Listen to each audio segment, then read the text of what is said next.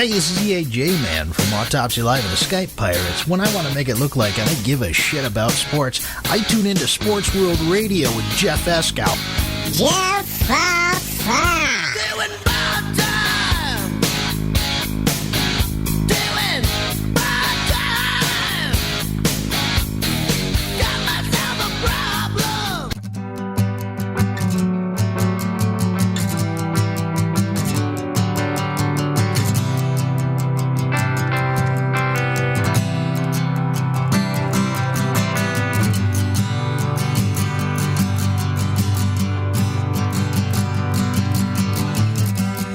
I'm messed up, growing tired of knots, tangled up in problems,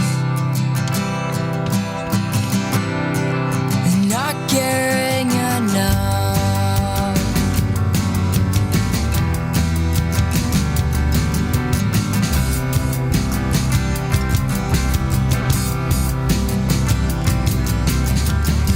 Now I'm on a journey to find what's right, always telling the truth,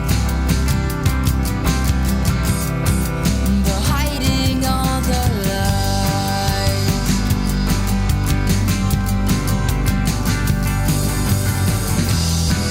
And don't go thinking I'm being myself. I just act this way around you, and to someone else. This isn't where I wanna be.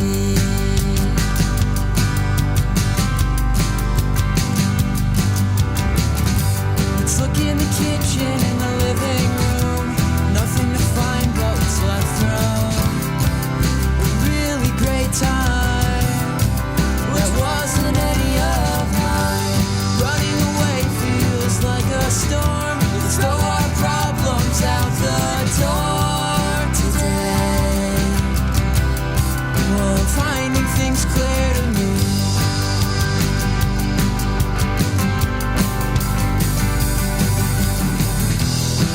But don't go thinking I'm being myself. I got other things on my mind, not you or anyone else. This isn't where I wanna be. Whoa, make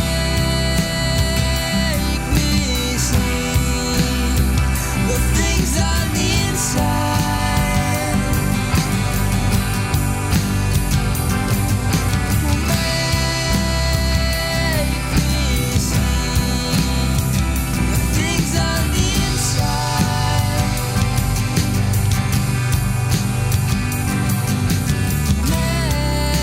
Make me see the things on the inside.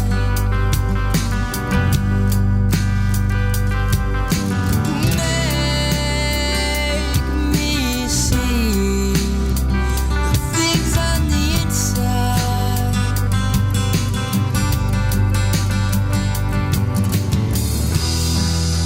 Don't go thinking I'm being myself. I just act this way around you, and to someone else. This isn't where I wanna be.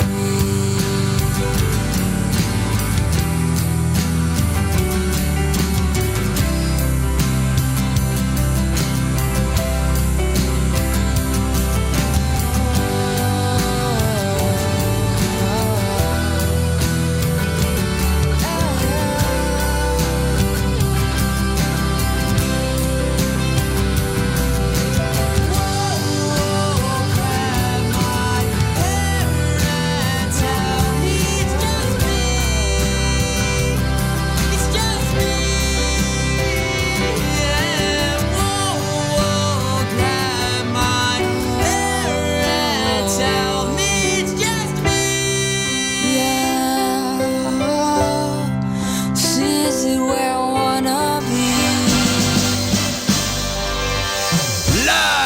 San Diego, it's Sports World Radio.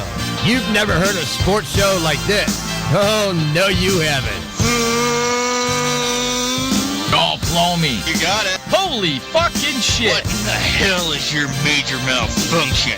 Can't believe that goddamn son of a bitch did that fucking crap. Don't give me any of your shit. Right? Yeah, that's right. Those are your hosts, Jeff Ascow and Sean Mann. Remember, those who can't play sports, talk about it. These two tell it like it is. Tune into Sports World Radio for the fastest hour of sports of your life. So here they are, the douchebags of sports themselves, Jeff Ascow and Sean Mann. Hey, what's up, everybody? Welcome to Sports World Radio. We got a jam-packed show for you guys today. The new format is out and going to be rocking today. I hope you guys are going to enjoy that as well. A whole bunch to get to. No more of the fastest hour of sports talk on the internet. It's now the fastest 2 hours of sports talk on the internet. That's right, kids. We're going 2 hours from now on, so I hope everybody's ready for it. We got a lot to get to, so what do you say? Let's get all the particulars out of the way, and we'll get to that. You can listen to Sports World Radio on, SportsWorldRadio.com, as well as Spreaker.com. Hang out in the chat room with us. You can also listen to us on HonestAnswerRadio.com. And don't forget about our iTunes channel where you can subscribe to our iTunes channel. So head on over to iTunes, subscribe to our channel, leave us a review, tell us what you think about the show, and all that good shit. And never, ever, ever miss a Sports World Radio show when you subscribe to iTunes. Also, if you want to get in touch with the show and you're a Skype user, head on over to SportsWorldRadio.com, the little red icon in the left-hand corner that says Call Now. Skype users can call the show right away, talk about what we're talking about on the show, ask us a question, tell us your opinion, whatever you want if you're a Skype user. Now, with all that out of the way, what do you say? Hey, we bring in the co-host. That's right, he's back. Back with us 5 days a week. Sean Mann, the update man. What's going on, buddy?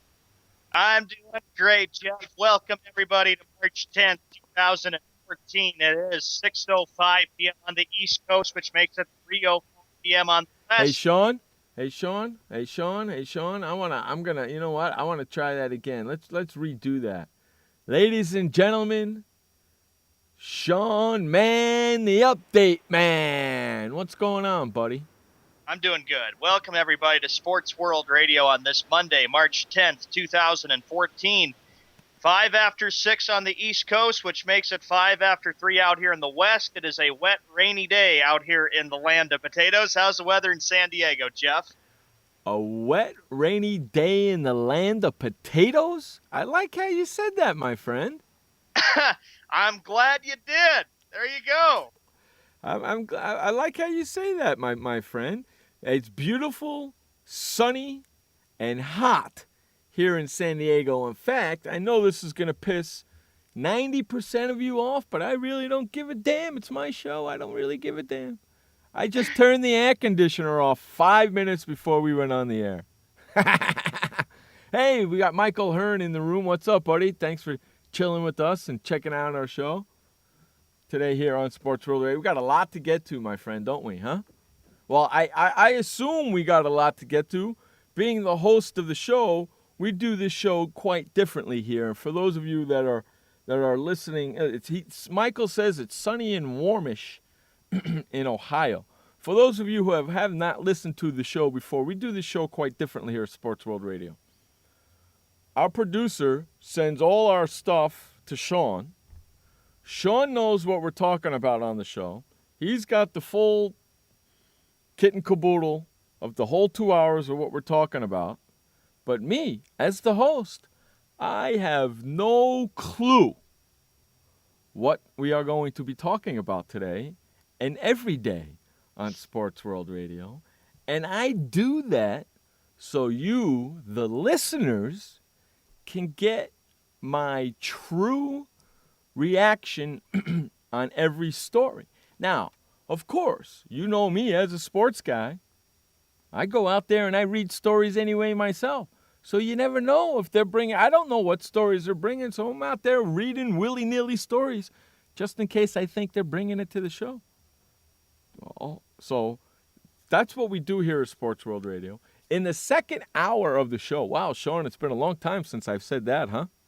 In the second, Very long time. in the second hour of in the show. In the second hour of the show today, we're going to be bringing our good friend Nicholas Spiva on. And who knows what the heck he's got to talk about? You know what? Sean knows what he's talking about, but I sure as heck don't. So it's going to be a lot of fun today on our very first 2-hour show in the new format. Sean, when was the last time we've done a 2-hour show?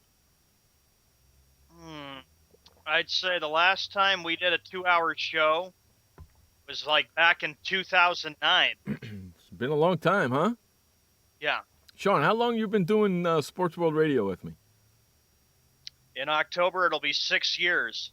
6 stinking years. We were talking yesterday in our production meeting. Sean, so how old are you now, buddy? I'll be 27 2 weeks from today. 27, 2 weeks from 27. Man, it feels like I've known you since like you're 18, 19 years old, dude. Well, I was 21 when I got started. Wow, man, you've been with me a long time, haven't you, pal? Yes. You've been with me a long, long time. So we got a good friend, Michael Hearn, hanging out in the room here today. This is our first time we're actually starting. Normally, when we were doing our 1-hour show, we started the show at 7 p.m. Eastern and went to 7 to 8 p.m. Now we're starting the show at 6. So I'm sure there's a lot of people freaking out that what? They're on the air or they don't know that we're on the air yet. So, it's kind of weird.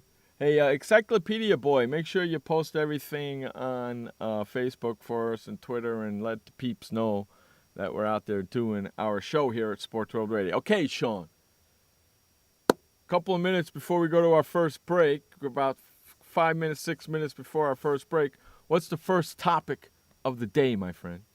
Okay, gentlemen, everybody listening in, our first topic of the day, first story. Well, a lot of news coming from the ex-NFL team I used to go for. The New York Jets have released wide receiver Santonio Holmes after 4 years. I like how you say ex-team you used to root for. I have to admit that to the public. Damn Skippy you do. Because you know what happens. If you don't, I will. Yeah, because I'm expecting it from you, Jeff, obviously. I just don't understand it, Sean. How do you go from rooting from the Jets and leaving the Jets when they get Tim Tebow and becoming a New England Patriot fan, and then when Tim Tebow goes to the Patriots, you just stay there? I don't get it. I still, to this day, don't get it. You can ask yourself all you want, Jeff. Anyway, it is, we got to do it real quick before the update. Santonio Holmes is a good receiver. The biggest question is who is going to take Santonio Holmes? The Jets have been releasing a lot of players, not just Holmes, but also Antonio Cromartie. Yeah, Antonio Cromartie, too. How about that? Michael says it's a bigger deal that Pittsburgh cut LaMarr Woodley than the Jets with Holmes. So he must be a Pittsburgh Steeler fan. Oh, jeez, another one? Another one? Another Pittsburgh Steelers fan? Hey, Michael, are you still upset about the freaking game with the San Diego Chargers winning? Hey, Brian, how you doing, buddy? Brian Shaw in the house from Arena Sports Network, Snowman in the Morning, every Monday through Friday. I'm trying to think of it. 8 p.m. Eastern. 8 p.m. Eastern on Spreaker. Or you can check out Snowman in the Morning on Facebook as well. And the arenasportsnetwork.com as well. Oh, Brian, you're a Dallas I have to fan. tell you, Okay. I've listened to your show, and you do a great job as always, buddy. Props. You're a Dallas fan. Oh, Guttenhimmel. I feel sorry for you there, Michael. 8 a.m. Eastern, right. I feel sorry for you. But anyway, back to Holmes, Jeff. What do you think? He leaves. He's released by the Jets. Cromartie released by the Jets. It seems like the Jets are going right back to the rebuilding mode. What do you think? They're cleaning house. Well, I guess it came from the top down, and that's the way it is. Ryan's still there, right? Mm-hmm. Ryan's still there. Oh, look. He's starting with me with Romo. Hey, Michael, in the second hour of the show, we're bringing in Nicholas Spiva, okay? Nicholas Spiva is a Dallas Cowboy fan as well. So hang out with us in the second hour of the show. I'm sure Nicholas is listening now. In the second hour of the show, we'll bring him in. I'll ask him what his thoughts are on the famous Tony Romo, who I happen to think, don't get me started, and you know this, Sean, and everybody who listens to this show knows, I think he's an average quarterback at best. And not only do I think that, but Joe Theismann happens to agree with me too. Yeah, Brian, good point there. It's about time they're cleaning house. They have to clean house. The Jets have to clean house. Keep this in perspective, too. After the Jets lost to Pittsburgh, it just seems like after that, everything has kind of gone downhill since then. When they lost the AFC Championship game, Rex Ryan was guaranteeing a bunch of Super Bowls to the Jets. I'm surprised Rex Ryan still has his job, dude. They gave him an extension. Yeah, I'm shocked over that. And you know, hey, what's up, Josh? How you doing, buddy? You listen. I'm shocked he still has his job. And if he don't make the playoffs this year, he ain't going to have his job. You know that. Woody Johnson would probably would beg to differ on that one. He would probably say, look, Jeff, I just gave Rex Ryan a contract extension. Wait, if they don't make the playoffs, Woody Johnson's going to put the hammer down, contract extension or not. It don't contract extension don't mean beans. A hill of beans. Doesn't mean, it's like the word if. Right? It's like the word if. If my mother had wheels, she'd be a trolley car. Oh, Joshy, is James Dolan owning the Jets?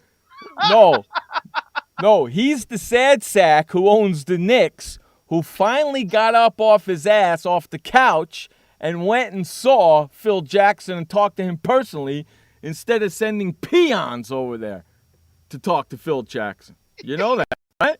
Don't get me started on that neither. Hey, listen, we're going to take a quick 2-minute break. We'll be right back after these quick messages. What kind of person gets to work in the sunshine instead of an office? This kind of person. I am the new way to work. I do have an office. I'm just not chained to it. It's a Regis office at one of the nicest addresses in the city. I don't have a lease, so I don't have to budget for stuff like phones, IT guys, and artwork for the lobby. Instead, I pay one low monthly rate that gives me a beautiful lobby that impresses my clients, a friendly receptionist, a fully furnished office, a place to meet, and a place to brainstorm with my fellow new way to workers. We wonder why more people don't realize that the new way to work is the best way to work. I come here because I want to, not because I have to. I am the new way to work, and I'd like you to join me. Start now and get 1 month free. Call 1-800-OFFICES or visit regis.com/TV. This message brought to you by FEMA. Home fires occur most often in winter. Keep anything that can catch fire at least 3 feet from heating equipment. And never use an oven to heat your home. Stay in the kitchen when frying, grilling, or broiling food. Turn space heaters off when you leave the room or go to bed. Make sure all vents are clear of snow and ice to allow carbon monoxide to vent outside. Have your furnace, heating system, and chimneys serviced each year by a qualified professional. Learn more at www.usfa.fema.gov. Storms move fast, so we use the best technology. That includes Bosch Icon wiper blades. They're beam blades with memory tension springs and an aerodynamic design, which means they fit the curve of the windshield. Bosch Icon wiper blades wiped our windshield clean and outlasted any other blade we've used. In my opinion, the Bosch Icon wiper blades are the best blades out there. Bosch Icon wiper blades, how storm chasers clear the way.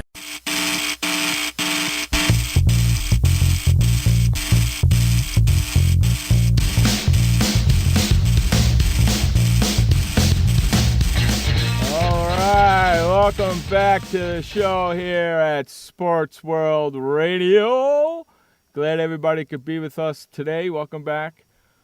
Before we went to break, Sean, we were talking about Santonio Holmes being released from the Jets, Cromartie being released from the Jets. We were talking about a lot of crap, weren't we?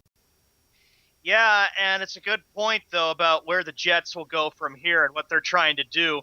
Rex Ryan is believing that, he's got to go back to fixing that team.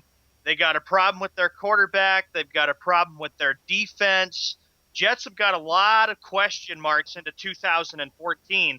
And you're right. If they do not make the playoffs, and I know how you feel about ifs, Jeff, there will be a lot of firings going on with New York, and then the Jets will have to look for a new coach. And that means Rex Ryan wouldn't be gone.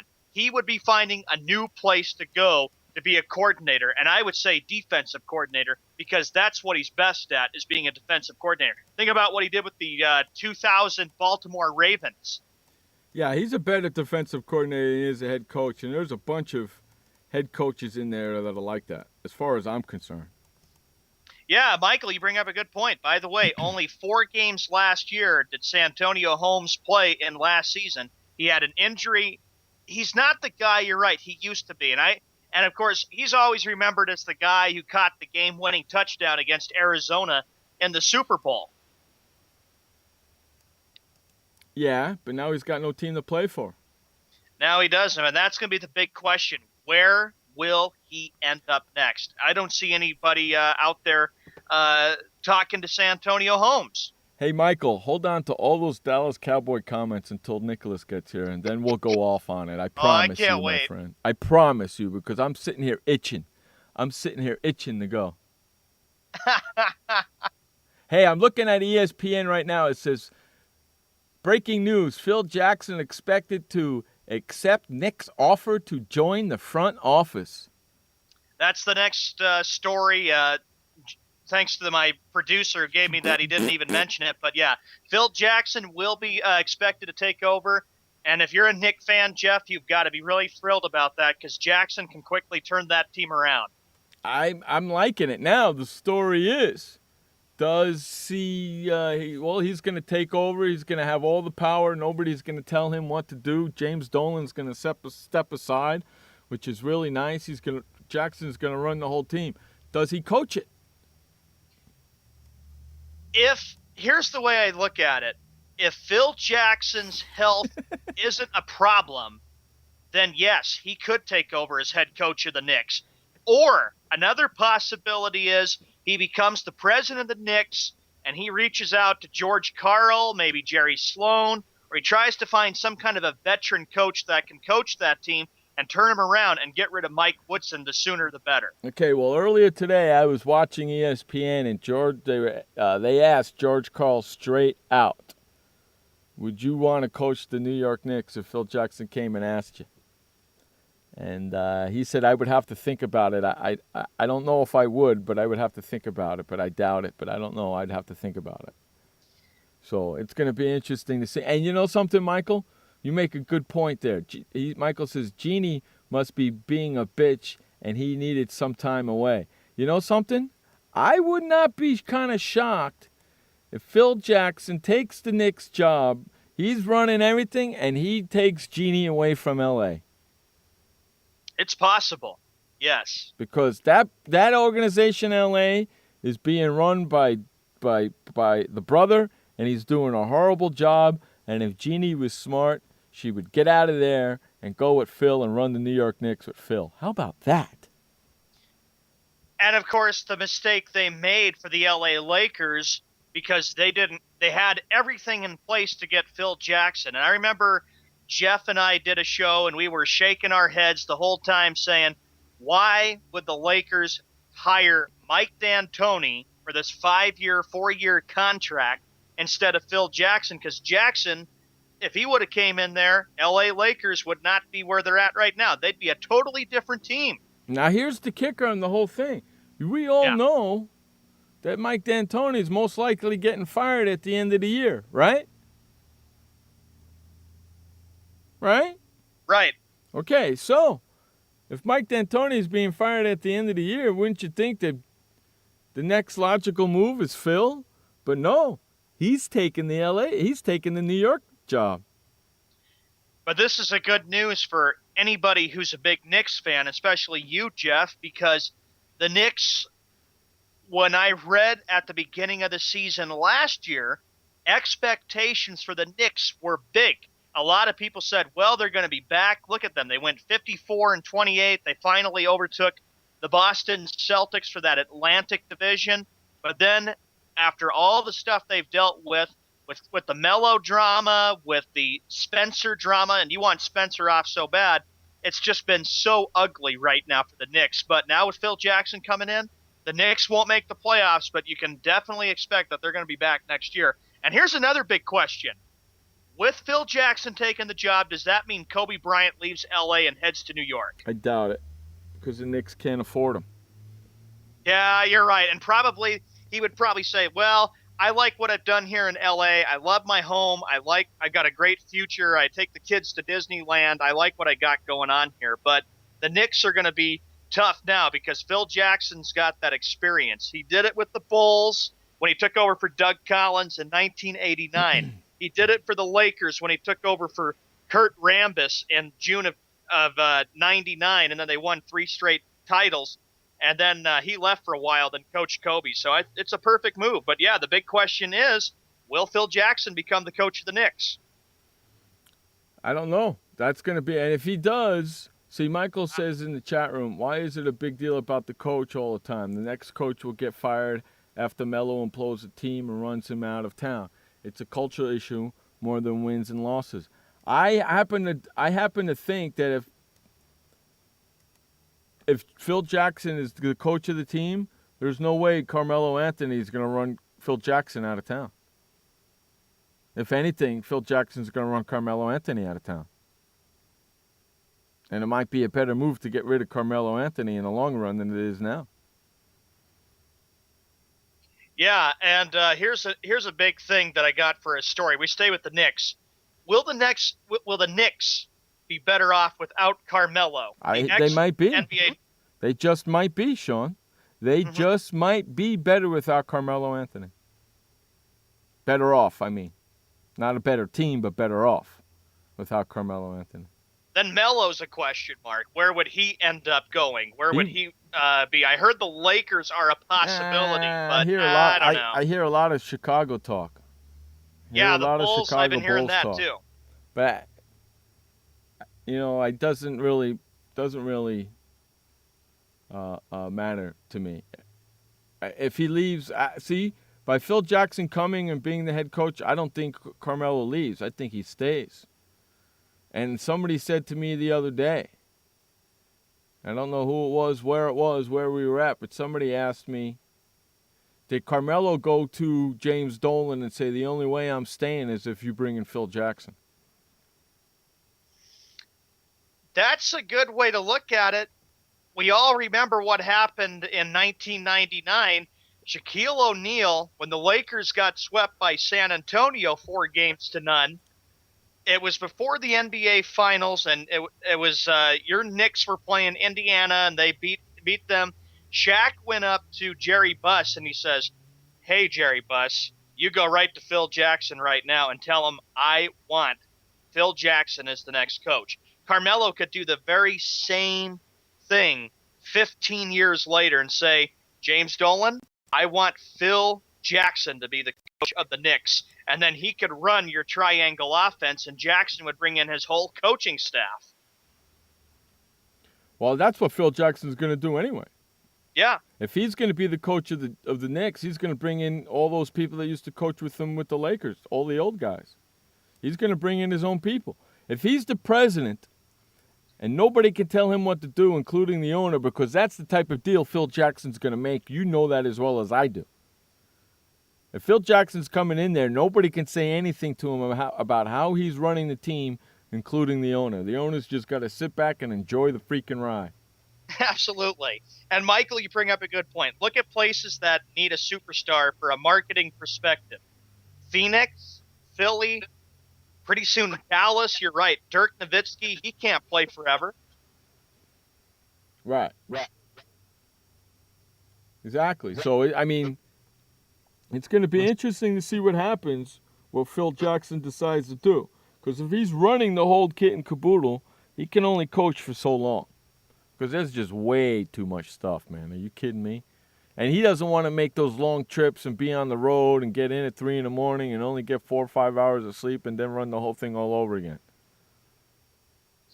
Yeah, that tired him out. And he was just saying that he was really exhausted and tired. And that's why he decided in 2011, when they got embarrassed and swept L.A. did by Dallas, that Phil was just ready to be done.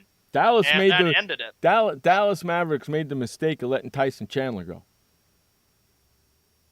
Okay. Michael says, look at the places that need a superstar for marketing perspective. Phoenix, Philly, pretty soon Dallas. Dallas made the mistake of letting Tyson Chandler go. They shouldn't have let him go.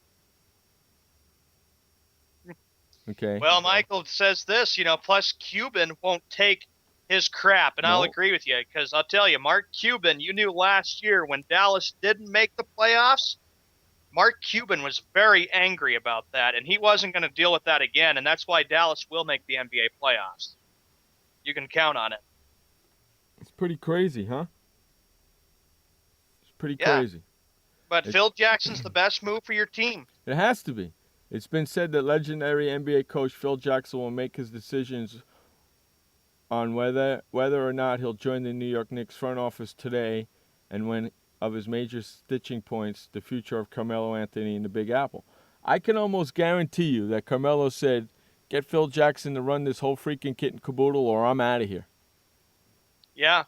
Because if I'm Carmelo Anthony, that's what I say.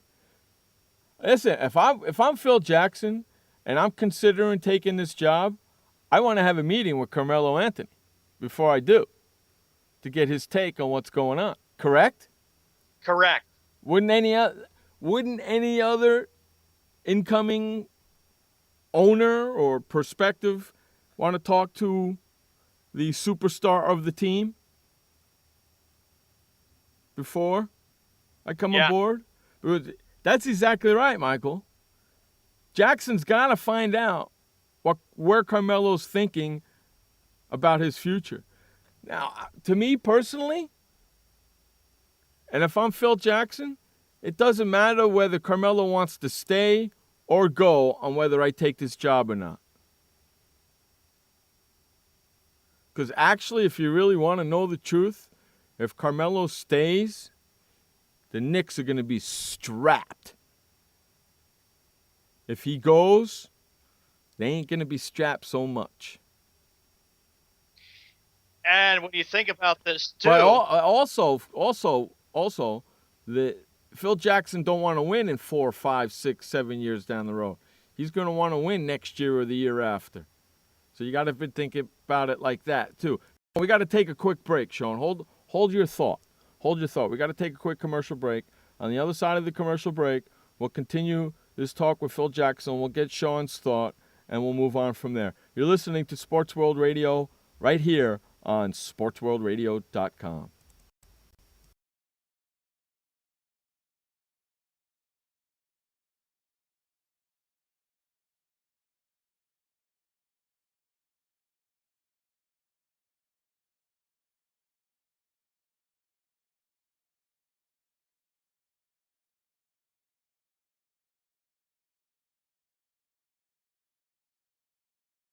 Also, freshen man's exterior with new Aqua Impact Body Wash. Hi, I'm Montel Williams. Most of you know me as a talk show host, but I'm also an author, actor, single father of 4, a fitness writer, avid snowboarder, and I'm also a medical marijuana patient. Like many of the million people who are living with multiple sclerosis, I'm in pain every single day. And sometimes my nerves are so raw that if you brushed up against me in an elevator, I'd scream. I can't sleep at night from the pain, And sometimes the spasms in my legs are so intense they will wake me up throughout the night. I've tried the strongest prescription medications available, and I'm going to tell you, they do not work. In fact, they leave me in a stupor, and most of the time, it's impossible to even live your life. Now, I've tried medical marijuana, and I'm going to tell you something, it works. If you'd like more information about medical marijuana, you can contact the Marijuana Policy Project at mpp.org or call 1-877-JOIN-MPP. Why does consultant Jerry Howell stay at La Quinta? Can you come back tomorrow? Because only with La Quinta can Jerry instant hold the room tonight using just his phone number. And then power down for tomorrow on his pillow top bed. And when Jerry's refreshed, you know what he does? We need ideas, people. Think. Synergistic integration. Genius. He thinks outside the box. I'm going for it. No. La Quinta Inns and Suites take care of you so you can take care of business. Instant hold your next stay on your smartphone at LQ.com. La Quinta.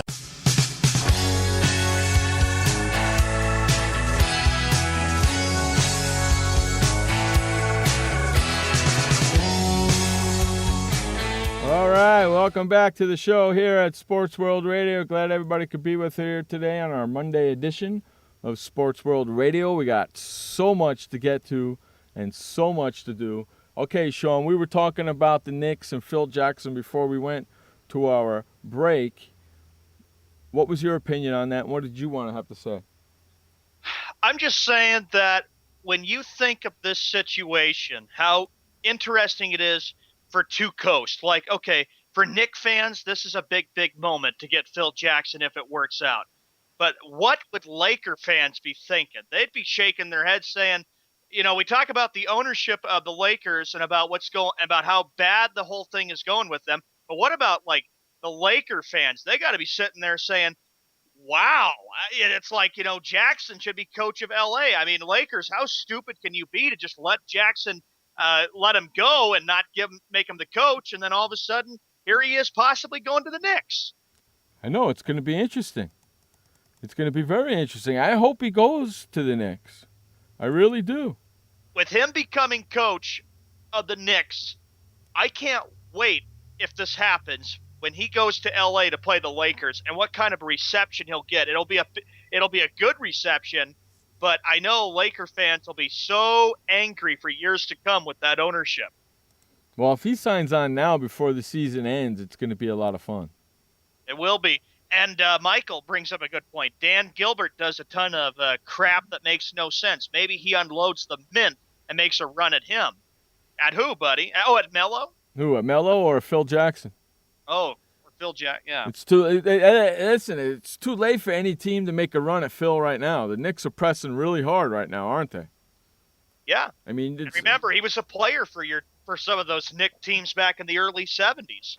That's why I want him back there. I've been, I've been asking for Phil Jackson to go back to the Knicks for years, haven't I? You have been, and you got to remember too, before he became Lakers coach, when Shaq and Kobe. You remember, they had their feud. I remember the Lakers were so excited that they got him and they wanted him. But the Knicks almost got Phil Jackson in 99. But remember, that Knicks team battled for Jeff Van Gundy and kept Van Gundy as the coach of the Knicks. Michael, you actually think that Carmelo Anthony will leave the New York Knicks to play for the Cleveland Cavaliers when LeBron didn't want to stay there and Kyrie Irving don't want to be there no more? What are you, freaking crazy, man? That's, Michael, I disagree with you there. Carmelo Anthony would not want to deal with rebuilding. He would not want to go to Cleveland and play for that team. The Cavaliers are going to be rebuilding for a long time since LeBron left that team.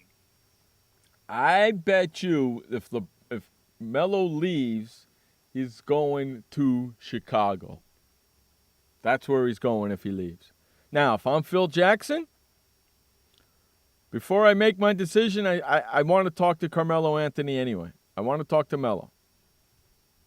I want to know what his thoughts are, what he's thinking, the future, what he's thinking about doing and all that. It's not going to finalize my decision about whether I take the job or I don't take the job, but I still want to talk to Carmelo Anthony. Wouldn't you think so? Yeah. Remember, use the Shaq example. When Shaq decided to go up to the Lakers' Jerry Buss and say, hey, this guy did it in Chicago. This guy can do it in L.A. I want Phil Jackson as coach. He was there. Things went pretty good for the Lakers, but you still have to remember Kobe and Shaq had a lot of fights, and there were disagreements between both sides. And I'll never forget the argument about, and when Jackson was there, about whose team was it? Was it Shaq's team or was it Kobe's team? And that was pretty ugly for a while. And I remember even Phil Jackson didn't even want to coach Kobe Bryant and stuff like that too. But this is a different situation and a different circumstance because Phil Jackson can work with Carmelo Anthony to become president, and then the Knicks can say, we'll make Phil Jackson the coach, and Phil Jackson can work with Melo, and things can finally get back to the winning ways for the New York Knicks. Amari Stoudemire's got to go. For them to be able to do anything. You know that, right? They got too many big contracts on that team. Too many big contracts. Yeah. Way too many big contracts on that team. Amari Stoudemire's got to go. And you got to get rid of Spencer, too. That's another guy that the Knicks need to get rid of because when you see him yawn, the trouble that he's gotten himself into, the Knicks need to get rid of this distraction because he doesn't care about playing for the team. He got himself in trouble and in hot water. Yeah, I know. And Amari Stoudemire's got to go because Tyson Chandler's younger. Yeah. You know, so you keep him around. You know, and you got to make room on. You got to make room on the salary cap so you can go and get some ball players that are going to help this team because what they got right now ain't going to be a hill of beans. And I'm telling you right now, Spencer Felton's gone. J.R. Smith gone because you know as well as I do, Phil Jackson ain't going to tolerate that crap. Especially what J.R. Smith does during a foul shot or something like that. You see what he's doing. He's untying the other team, the opposite opponent's shoelaces, and he's doing stuff. And Jackson's not going to put up with that. So I can almost guarantee you J.R. Smith is gone. Felton Spencer will be gone. Okay, that team is going to change big time, and I'm okay with that. Whether Carmelo Anthony stays there or not. And very quickly, too. Mm-hmm. That's what the Knicks need to do is they need to realize that when Jackson comes, he'll change everything, and they'll be back to wanting to take on anybody in the Eastern Conference. Now, last year, like I said, they went 54-28. They beat the Celtics in 6 games before losing to Indiana in 6 games. But Mike Woodson's, even when they had a winning year, was not the answer for that team. Mike D'Antoni was not the answer for that team. And certainly Isaiah Thomas was not the answer for that team. When Van Gundy was, he was. Pat Riley was also the answer for that team. But I know Knick fans remember what Pat Riley did when he left and he went down to South Beach in Miami to take over the Heat and that Knicks Heat rivalry of the late 90s. I've been yelling and screaming to get Phil Jackson to the New York Knicks for a long, long time now. And I'm glad it finally happened. I really, really am. It says all indications are that Phil Jackson, like we pointed out, and like you said, Jeff, will accept the Knicks' offer to join the club's front office, according to a league source. But it's still not official yet. No confirmation. Right. He hasn't signed the contract yet. Once he signs the contract, then it's all legal, deagle, seagle. You know what I'm saying? I wonder how Spike Lee would be feeling about this. I'm pretty sure he's going crazy and nuts saying, get this guy here so I can start seeing my Knicks win basketball I'm sure. games. I'm sure as a Knicks fan himself, I'm sure he loves it. Now, if I'm Phil Jackson, you're going to have to coach the first year, right? He kind of realizes that, right? I believe he does realize it. I mean, because who else is going to do it? I mean, you got to start grooming somebody, but still, come on. And you're going to be putting that team together. You might as well coach them. Yeah, I understand that, Josh. It's 16 years too late, but better late than never with this team, okay? At least he's bringing some credentials in, you know? Yeah. At least he's got some credentials he's bringing in. You know, we'll see what happens. Jackson could do it for a year, and then he could find like you said, George Karl, because if Melo stays, there was a good relationship between George Karl and Carmelo Anthony going back to the days of the Denver Nuggets. Got our good friend TCB in the house. Of course, he says, who cares about New York? That city sucks. Hey, Double A, good to see you, bud. Michael agrees with him. Our good friend TCB, Double A, and Craig in the room. Encyclopedia man. Yeah. So hey, what are you gonna do? Expiration date is all he is bringing. Oh, wow, he doesn't like TCB. Don't like Boston either. TCB don't like Boston either. Why? Because he's the big Philadelphia Eagle, Phillies, and 76ers fan. Hey, why is Wichita State getting a number freaking 1 pick? I don't know, but Wichita I'm State pissed. I am pissed about that. is making the news big time. They didn't Wichita play State nobody. Not happy. They haven't played anybody. They haven't played a top freaking 25 team all freaking year. It's ridiculous. You'd like to see them get upset, too. I want to see them take the San Diego State schedule and go undefeated with that schedule. That's what I want to see. Because it can't be done. Because they lose to Kansas. Okay? And another thing, why does Kansas get a better freaking seeding than San Diego State when San Diego State beat Kansas? And San Diego State's got a better record than Kansas. You tell me. I'd say that the NCAA brackets and the formats, how they did that, really did a miserable job. San Diego State's got a better record than Villanova. That's right. It's driving me bananas. Michael goes, who cares? The pressure will be on them in the tournament as a top seed. It'll be harder for them to win than if they were a lower seed with no monkey on their back. I want to see San Diego State and Wichita State play for the championship. And San Diego State just mop them up like there ain't nobody's business. Hey, we got to run to an update. That's right. It's the first update of the day. So, Sean, man, take it away, buddy. Welcome, everybody, to the update for Sports World Radio. It is 6:44 p.m. on the East Coast, which makes it 3:44 p.m. on the West. It is Monday, March 10th, 2014. Here's your update and the games.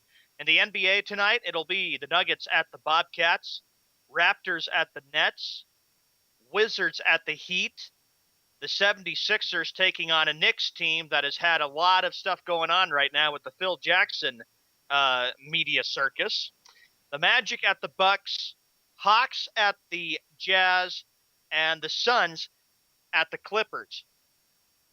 Yesterday in the NBA, here were the finals from 9 games in the NBA. As we're getting very close to the end here, to the NBA season, we're only not that far away. The Bulls in overtime, they take the game 95-88 over the Heat. The Lakers 114, Thunder 110. In overtime, the Pelicans 111, Nuggets 107, Celtics 118, Pistons 118. The Nets 104, Kings 89. Trailblazers and Rockets, this game was overtime. The Rockets 118, Trailblazers 113. The Raptors 111, Timberwolves 104, Mavericks 105, and the Pacers 94. And the other game, Warriors 113 and the Suns 107. In the NFL, here's some of the big headlines. Antonio Cromartie has been released by the Jets, and Santonio Holmes has been released by the Jets. So both are free agents. And as you all know, the Denver Broncos have released last week Champ Bailey. In other news to report from the NHL, here are the games for tonight. 8 games. Penguins at Capitals, Predators at Senators, Coyotes at Lightning, Blue Jackets at Stars, Jets at Avalanche, Kings at Flames, Islanders at Canucks, and the Maple Leafs at the Ducks. For your update for Sports World Radio, I'm Sean Mann. Hey, everybody. We'll be back after this commercial break. I had PTSD.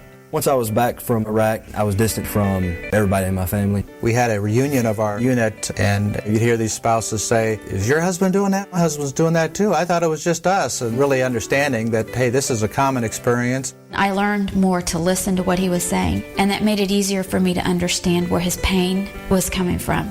Warriors should know that resources are available. Learn more at realwarriors.net. Every parent wants the safest and healthiest products for their family. That's why I created The Honest Company. I was just a concerned mom with a crazy dream.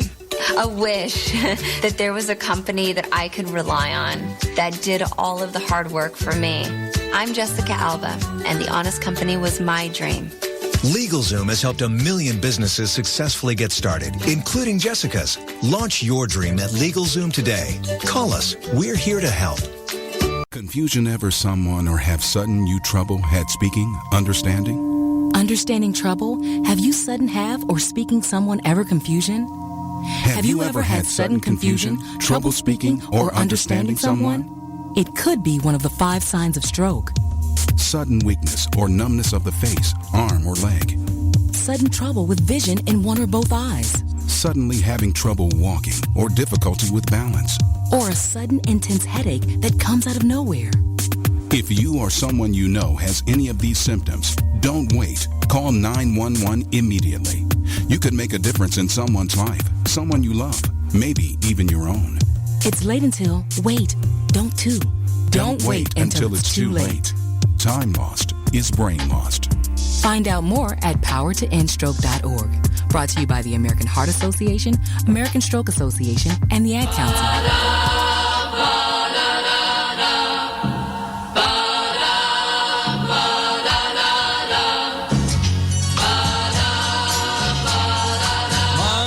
Monday.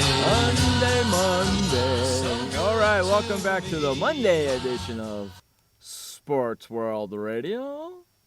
Right back from a commercial break. Glad everybody could be joining us today here on the Monday edition of the greatest or the fastest 2 hour of sports talk on the internet. All right, Sean, what were we talking about before we went and did the break? All right, Jeff, what we were talking about, and it's 6:49 p.m. Eastern Time, 3:49 p.m. on the West. Here's what we were talking about. We talked about the NCAA format and how disappointed you were with Wichita State, and you wanted Wichita State and San Diego State to meet in the national championship. Damn Skippy I do, because I'm disgusted of this crap that they're giving Wichita State a number 1 seed because they're 34-0. Big freaking deal. Who the hell have they played? Indiana State. Ooh, they scare me. They ain't played nobody, man. Missouri State. Ooh, they're scary. They haven't played, like you said, anybody that's been like real competition. Except Everything for for one them team. has just been easy, easy, easy. Yeah, except for one team. One team that's in the top 25. I believe it's St. Louis. Yes. Okay, that's it. Okay, one team. Indiana State has 23 wins. You know why? Because they're in the same stinking division that freaking Wichita State is, and that division stinks. That's why. And if San Diego State was in that freaking league right there, I'll tell you something, Wichita State wouldn't be winning it. San Diego State would be mopping them up and spitting them out. San Diego State is a better team, and they get no freaking love. You know why? Because they're on the freaking West Coast. That's why. You give Wichita State San Diego State schedule, Wichita State does not go undefeated. You give San Diego State Wichita State schedule, San Diego State goes undefeated. He said not true. Bull crap, it's not true. I bet you. Now, not true. That's what Carrie said. No, they're not giving me now not true on this. I'm telling you right now, that's true. You got to remember, there's a 30-second delay for these nimrods that are listening to the show. I'm telling you. How many times have you watched the Shockers this year? Many of times. in my opinion, I don't care if they go 55-0. Who the hell have they played? They talk so much. The NCAA talks so much about the strength of schedule. Then why don't they look at Wichita State's schedule? Because there ain't nobody on it that's worth a hill of freaking beans. Well, here's the way we look at it. Florida, which finished an unbeaten season in the Southeastern Conference, and Wichita State, which completed an undefeated regular season, are the two top teams in the AP college basketball poll for the third straight week. The Gators, of course, as you know, they went 29-2. They have received 51st place votes from the 65-member national media panel Monday. The Shockers went 34-0. They got 15 number one votes. Go ahead, Jeff. Michael, I've heard more about Creighton on ESPN than I had of freaking San Diego State. I'll give you that. I've heard more about Creighton on ESPN than I've heard of San Diego State. They get no love because they're on the West Coast, and the only way they're going to get love is if they win the whole freaking thing. Wichita State won the Missouri Valley Conference Tournament Sunday, the first team to enter the NCAA tournament without a loss since UNLV in 1991. What's their conference? Missouri Valley Conference? Yep, that's what it's called, the Missouri Valley Conference. The Missouri Valley Conference. San Diego State played 3 top 25 teams. In fact, they played 2 top 10 teams. They played Arizona when Arizona was number 1 and only lost by 7 points. They played Kansas in Kansas and beat them. They played New Mexico twice and split. Okay? There's no way in hell Wichita State is beating Arizona, beating Kansas, or beating freaking New Mexico. No way in hell. I don't care what you say. They don't deserve a number 1 spot. If NCAA wants to go by strength of schedule, then freaking Wichita State's schedule should be 629th because it sucks. San Diego State's strength of schedule is better than Wichita State. Villanova moved from 6th to 3rd, while Arizona dropped 1 spot to 4th. Louisville, they jumped from 11th to 5th, followed by Virginia and Duke. Where did San Diego State go? San Diego State and Michigan, they tied for 8th, and Kansas was 10th. They tied for 8th. Yeah, tied for 8th. They tied for 8th. They beat San Diego State this week, beat UNLV in UNLV, and then came home and beat New Mexico, a top 25 team, and they only move up 2 spots? Let me ask you a question. Kansas lost this week. Where did they fall to? They fell to 10th. They better fall to under freaking San Diego. They better have. Because San Diego beat them and San Diego State's got a better record than them. Well, Kerry, I agree with Jeff. You know, Jeff has every right to be disgusted about this. Annoys me, man. Because Wichita State hasn't played any big competition. They played I will nobody. be amazed to see how far they get in the tournament. And so who said it? Who said it on last week? They were a Final Four team last year, weren't they? Wichita State? They were not. They beat Gonzaga, and where I live, a lot of people were upset about Gonzaga losing because Gonzaga was kind of a favorite to go all the way to the Final Four national championship. In my opinion, Wichita State will be lucky to make it to the Elite Eight, depending on where they sit. I'm going to laugh my butt off when they lose to a 14 seed or a 15 seed or a 16 seed, because you know it's coming. A 16 seed hasn't beaten a 1 seed yet, right? Right. You know it's coming. I want to see it come to Wichita State. And you want to know something? When it does, I'm just going to sit here and go, ha, ha, ha.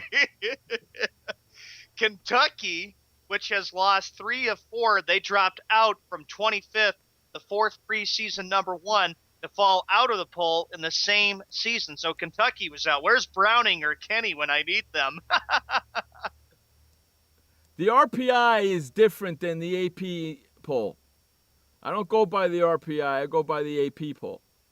Because the RPI stinks. It does. Yeah. I go by the AP and the coaches poll. Right, John? Right. That's what we go by here at Sports World Radio. But I think the NCAA really screwed up with putting Wichita State at number 1. Big deal if they win undefeated. I'll be amazed to see how far they get in the tournament. And you're right, a 16 seed will defeat a number 1 seed, and it'll be a huge It does suit my argument because how the hell, the RPI poll, how the hell does the RPI put the Shockers at number 5 when their strength of schedule is worse than San Diego State's? How the hell does that happen? I don't know, man. It's crazy. It's just ridiculous. It's just stinking ridiculous. Here's what Michael says, because it doesn't suit your argument. And the RPI poll and the RPI rankings puts Kansas in front of San Diego State, which it shouldn't be because State beat Kansas in Kansas. And State has a better record than Kansas, so suck it. What happens if Wichita State wins the national championship, Jeff? What will be your reaction be? What was that, Sean? What will happen if Wichita State wins the national championship? What will your reaction be? It's not going to happen.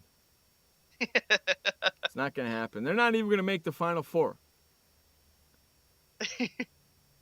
Hey, yeah, you're right, because North Carolina, Duke, all those other top 25 schools are going to be very tough. They're not even going to make it into the Final Four. Hey, if you want to play in our fantasy baseball league, we have a fantasy baseball league going for Sports World Radio. Please send your emails to swrshow@gmail.com. That's swrshow@gmail.com. Send me an email in the subject title, put in fantasy baseball. I will send you the invitation, and you can join our league. We also have our fantasy pick'em going for the college NCAA tournament going. We have that going on as well. And once my computer gives me all the good stuff, I will put the link for the tourney in the chat room, and you guys can join the chat room. And we'll also get it up on our Facebook page /Sports World Radio. So head on over there as well, and you'll see it up there as well at the end of the show if you want to join our... What's the deal here? Why won't it give me the basketball thing? It never does. I hate when it does that. Well, here's what Michael also added. He says, look, WSU, they're 10-0 versus the top 100. SDSU is 7-2. I don't give a flying fig. SDSU would do the same thing that Wichita State did with their schedule. There's no way in heck that Wichita State goes undefeated with SDSU's schedule. No way. And I bet you that with SDSU's schedule, Wichita State loses more games than SDSU did this year. How about them apples? You like those apples? Those are good tasting apples, aren't they? 7 p.m. on the East Coast, which makes it 4 p.m. on the West, on the 10th of Monday, March of 2014. But yeah, we'll see what happens. Wichita State, no, you're right. They won't win the Final Four. The only way it would happen is if they have luck on their side. And there was plenty of luck because they had the most easiest schedule in all the college basketball season. Yes, they did, didn't they? Look what he said. Michael goes, they are 34-0 and ranked 2. I think they are happy. Do you think they're happy? Yeah, and Jeff's not happy about this. I'm not happy about this. Hey, we're at the top of the hour. We're going to run for a quick break. On the other side of this hour, we're going to be bringing in our good friend Nicholas Spiva. So stay tuned for that. You're listening to Sports World Radio on SportsWorldRadio.com. Hold on one second. Storms move fast, so we use the best technology. That includes Bosch Icon wiper blades. They're beam blades with memory tension springs and an aerodynamic design, which means they fit the curve of the windshield. Bosch Icon wiper blades wiped our windshield clean and outlasted any other blade we've used. In my opinion, the Bosch Icon wiper blades are the best blades out there. Bosch Icon wiper blades, how storm chasers clear the way. Hi, I'm Montel Williams. Most of you know me as a talk show host, but I'm also an author, actor, single father of 4, a fitness writer, avid snowboarder, and I'm also a medical marijuana patient. Like many of the million people who are living with multiple sclerosis, I'm in pain every single day. And sometimes my nerves are so raw that if you brushed up against me in an elevator, I'd scream.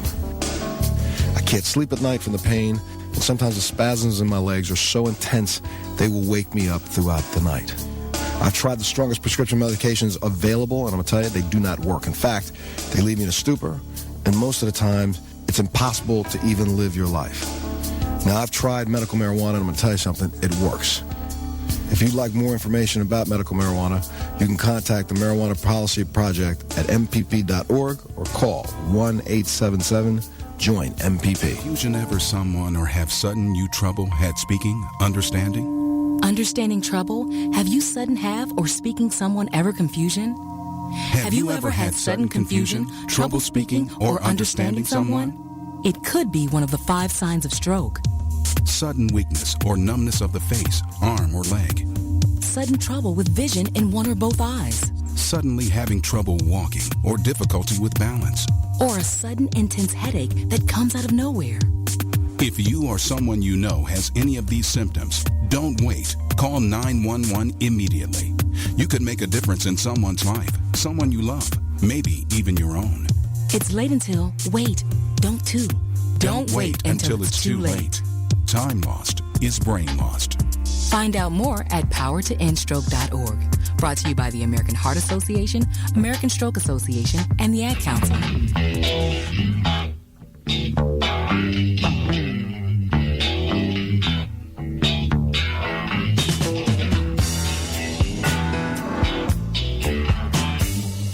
All right, welcome back to the show here on Sports World Radio, sportsworldradio.com, as well as Spreaker.com. Join us in the chat room over at Spreaker.com. It's free to sign up if you don't have an account right now.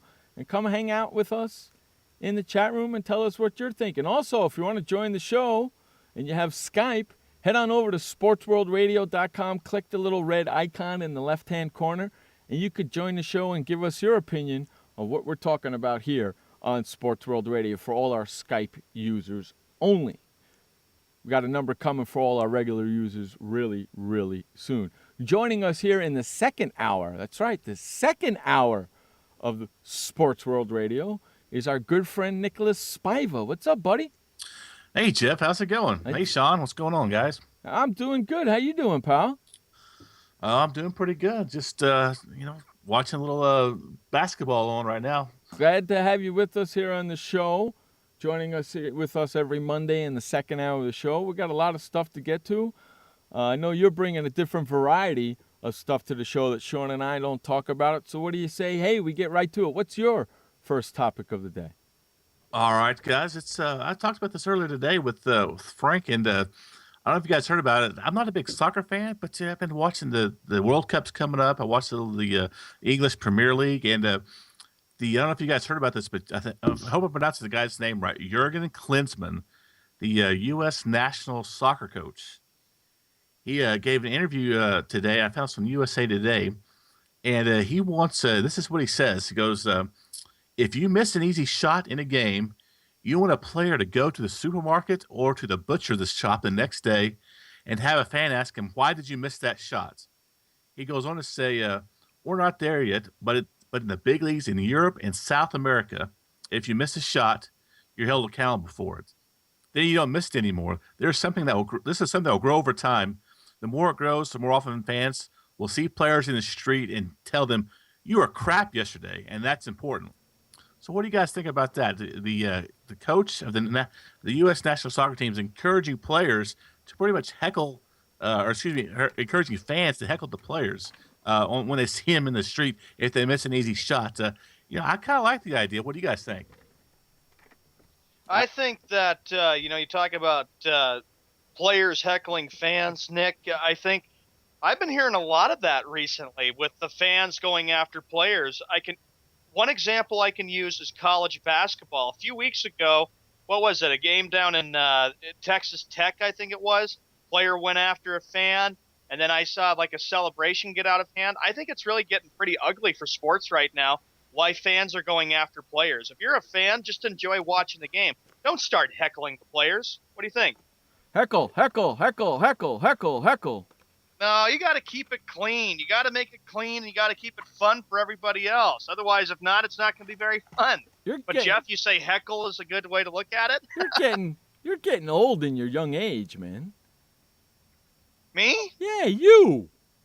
I'm going to be 27. I know, but you're like an old man. Don't heckle me. Leave me alone.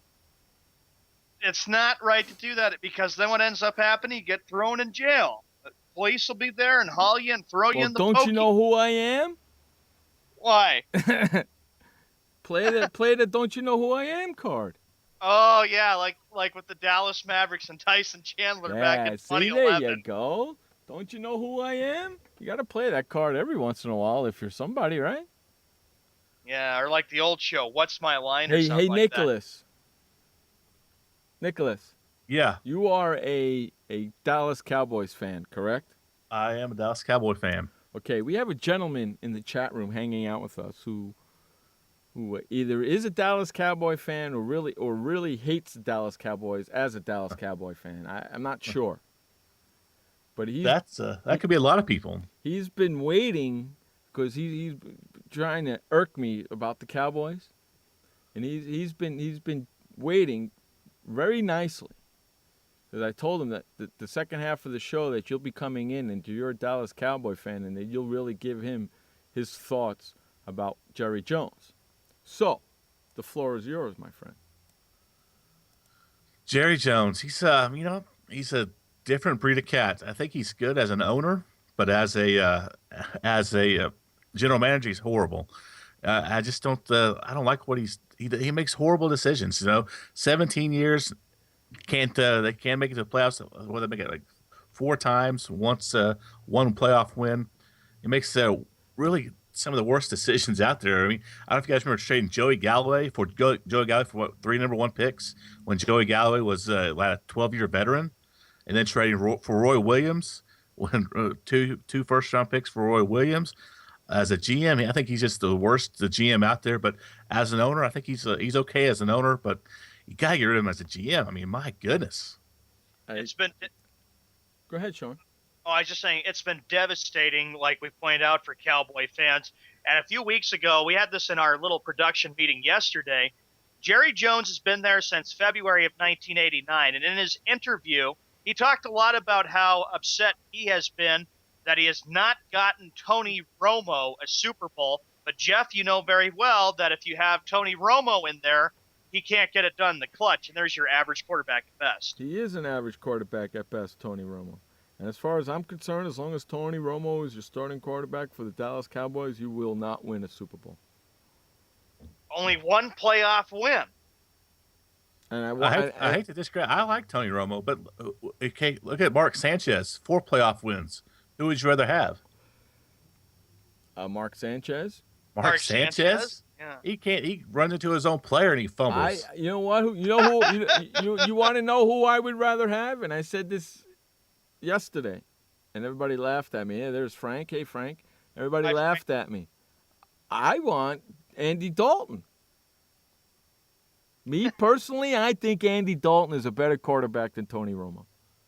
If Jerry Jones was on the show, he would beg to differ with you, Jeff. He says, look, Tony Romo has won 1 playoff game, and every time Andy Dalton gets the team to the playoffs, he doesn't do very well. Let me ask you. Hasn't even won 1 playoff game. You said it right there in your sentence. Every time he gets the team to the playoffs.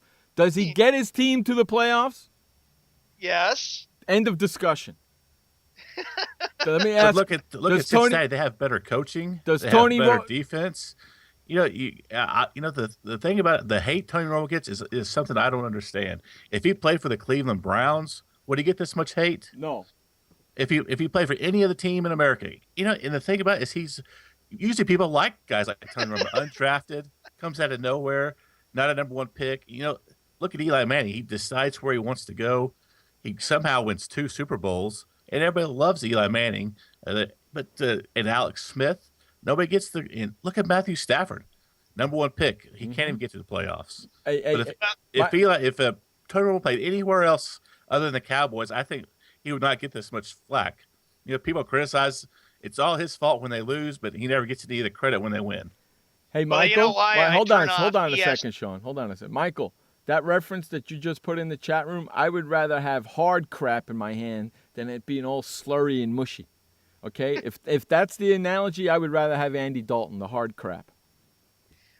Okay? I was just saying that the reason why I turned off ESPN and all the sports stuff in December when I was talking about Dallas is because I got so sick of it. They always made such a big deal about when the Cowboys would lose and they weren't winning games. It's like ESPN wants the Cowboys in the playoffs every single year, and then it just turns out to being a joke. And I like the game against Green Bay last year. They blew that big lead, 29-10, and all of a sudden they made such a big deal about the Cowboys losing. And it was a big deal for Cowboy fans because it was the beginning of the end for the Cowboys, because then they go 8-8 again, 3 straight years. You're going to tell me, Frank, that Eli Manning won his 2 Super Bowls by default?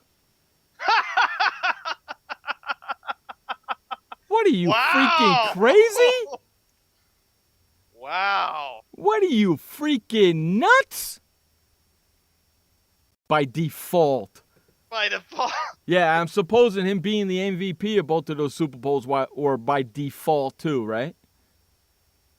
Unbelievable. Unstinking believable. So, Michael, you do agree with me. I'm a Dallas fan, and I hate ESPN's coverage on Dallas. I would agree with you there. I'm getting tired of ESPN in total because they just beat the crap out of every story that comes on. They blow it out of proportion. What do you think of it, Nick? Yeah, I'm tired of ESPN. You know, you were talking about Texas Tech. It was Marcus Smart who went after the fan. We don't know what the fan said, but he's been in trouble before. There's even Tech fans who don't want to sit by him because he's so outrageous. But I had people that didn't watch the game, didn't watch the OSU Texas Tech game. They came on and they said they thought that Smart took a shiv out of his sock and stabbed the guy the way ESPN was covering it. Then they saw what happened. They gave him a little push. Yeah, they blow everything out of proportion. They went on for like an hour and a half after that game, and you had thought Marcus Smart killed the guy, and he just gave him a little push. Granted, he shouldn't have done it, but, I mean, they blew that thing way out of proportion. Way out of proportion. Right? But they do that on everything, though. I mean, look at when Tim Tebow played, and I like Tim Tebow, but my goodness, they cover him like every 30 seconds. You have to say his word. It's like they were having a drinking game or something, and they had to say his word over under. Like, I don't know, it's just crazy how much that. And I don't watch him anymore. I watch NFL Network. If I'm going to watch NFL Draft, I watch NFL Network over ESPN. Really? Michael goes, my biggest problem with Dallas is that we have a coordinator as our head coach. There's no way Garrett is a good head coach in this league. And who the hell thought about Monty Kiffin? Just turned 79, and let's hire him as our defensive coordinator. Exactly. Oh, wait, Jerry. Yeah, that's Jerry Jones for you right there. Hey, guys, we're going to run to a quick commercial break. On the other side of this commercial break, we'll keep it going, and Nicholas will bust out another one of his topics. You're listening to Sports World Radio. We will be right back. What kind of person gets to work in the sunshine instead of an office? This kind of person. I am the new way to work. I do have an office. I'm just not chained to it. It's a Regis office at one of the nicest addresses in the city. I don't have a lease, so I don't have to budget for stuff like phones, IT guys, and artwork for the lobby. Instead, I pay one low monthly rate that gives me a beautiful lobby that impresses my clients, a friendly receptionist, a fully furnished office, a place to meet, and a place to brainstorm with my fellow New Way to Workers. We wonder why more people don't realize that the new way to work is the best way to work. I come here because I want to, not because I have to. I am the new way to work, and I'd like you to join me. Start now and get 1 month free. Call 1-800-OFFICES or visit regis.com/TV. This message brought to you by FEMA. Home fires occur most often in winter. Keep anything that can catch fire at least 3 feet from heating equipment. And never use an oven to heat your home. Stay in the kitchen when frying, grilling, or broiling food. Turn space heaters off when you leave the room or go to bed. Make sure all vents are clear of snow and ice to allow carbon monoxide to vent outside. Have your furnace, heating system, and chimneys serviced each year by a qualified professional. Learn more at www.usfa.fema.gov. Storms move fast, so we use the best technology. That includes Bosch Icon wiper blades. They're beam blades with memory tension springs and an aerodynamic design, which means they fit the curve of the windshield. Bosch Icon wiper blades wiped our windshield clean and outlasted any other blade we've used. In my opinion, the Bosch Icon wiper blades are the best blades out there.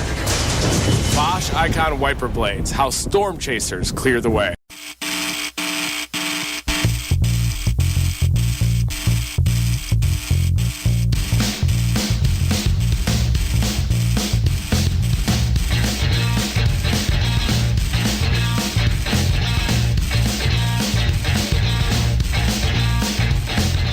Welcome back to the show here at Sports World Radio. You got Jeff in your ear, you got Sean, and joining us in the second hour is our good friend Nicholas Spivak. What's going on, Nicholas? Hey, Jeff, not much. Just getting ready for March Madness. It's already on us. Yeah, speaking of March Madness, if you haven't joined us for our Tourney Pick'em League, we want you to join that. I'm going to grab the link right now for all you guys to join. I'll put it in the chat room, and all you got to do is just copy and paste it and join our Tourney Pick'em League. It's the $1 billion bracket league, so if you get them all the answers right, you win $1 billion, and don't forget that you played in my league. All right, so when we went to break, Sean, what were we talking about?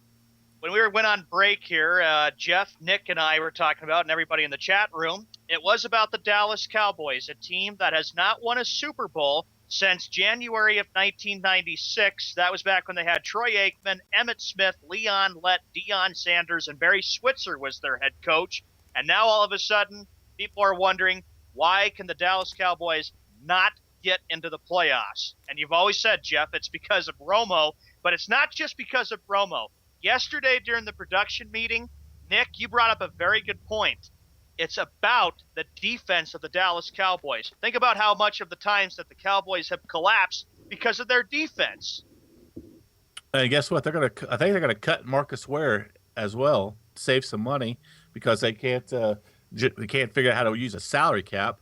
So the Marcus Ware's probably gonna be gone. Anthony Spitzer's gonna be gone. Jason Hatcher may be gone.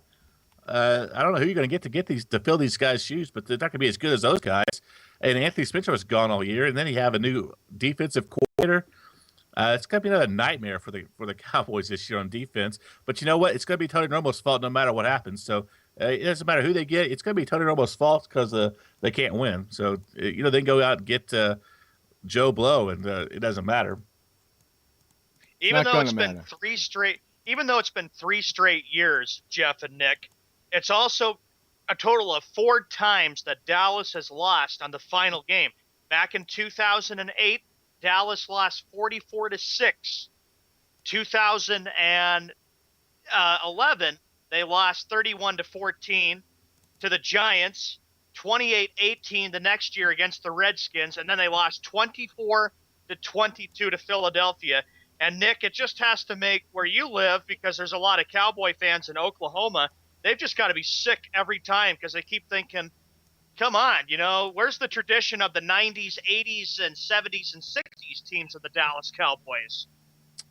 Yeah, I think a lot of people are like me. They just kind of figured out that as long as Jerry Jones is GM, that they're not going to make it very far. You've kind of come to that realization before the season, and you just at peace with it because they're not going to do very good. Maybe 8-8's the best they're going to do. So you just kind of go through the season at peace and know, how they're going to blow it this year. They should have beat the Broncos, but you knew that something was going to happen. Green Bay, they should have beat them. Well, you kind of knew something was going to happen as well. So as for me, until something changes, I'm kind of expecting 8-8 for the rest of the time as long as Jerry Jones is GM.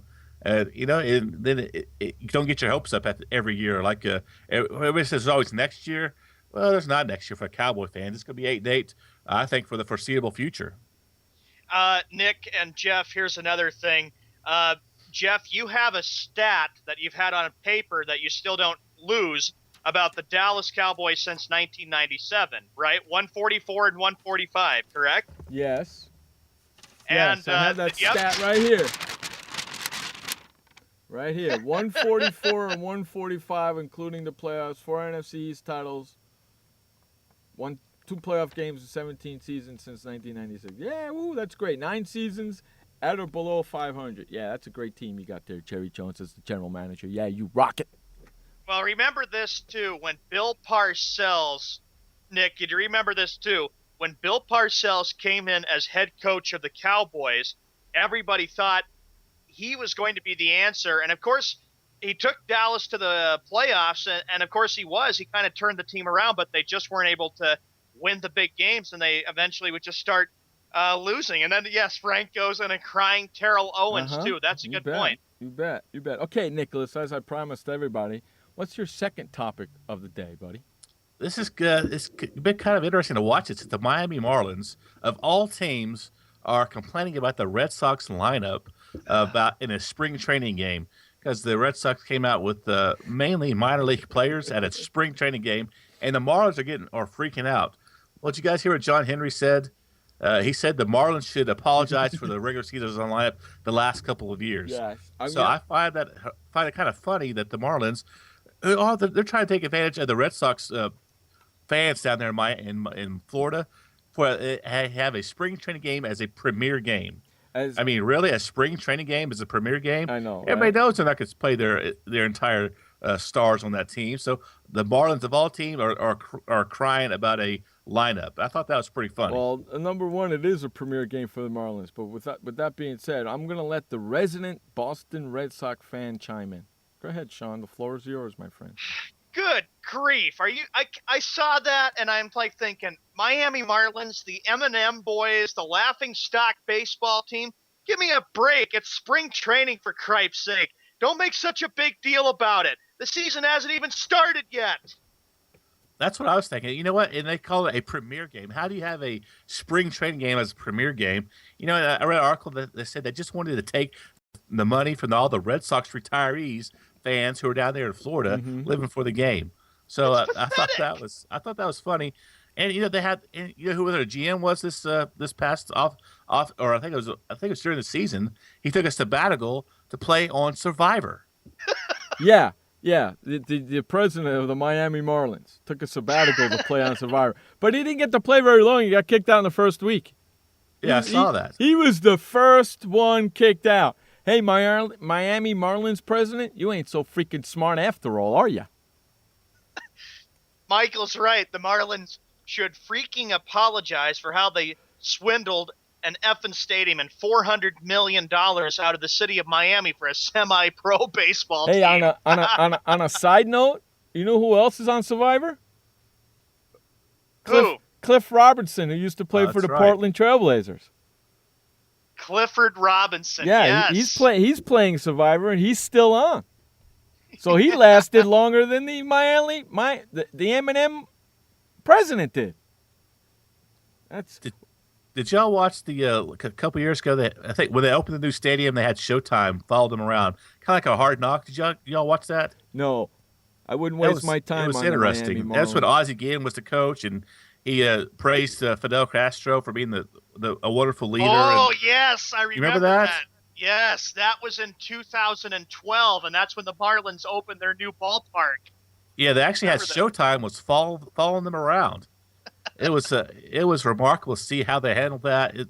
And what they signed a bunch of players that year and didn't win 10 games the first few months of the season. They sold everybody else. They traded them away again. Mm-hmm.